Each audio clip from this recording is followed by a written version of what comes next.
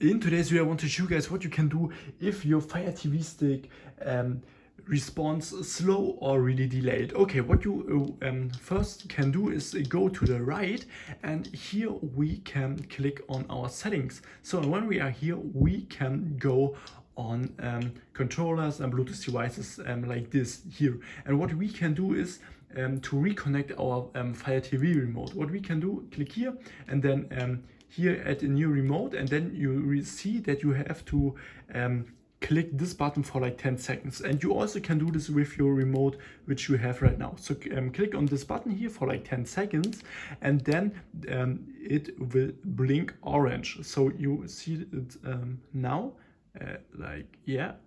Okay, and now it is connected new. And what we can do for the next step is we go to the settings again, and here in the settings we can click on applications. So, and when we are here, we have a really important setting. This you have to turn auto load off on, because this will clear your storage, and if your storage is really overloaded or is full, your Fire TV stick begins to lag and begins to respond slow and something else. You also can click on manage installed applications. Here you also see your storage, and if this is really full, you have to lower this. What we can do is here click on this button to clear the cache from specific apps, or you can also with this button uninstall these apps, because this is also really helpful.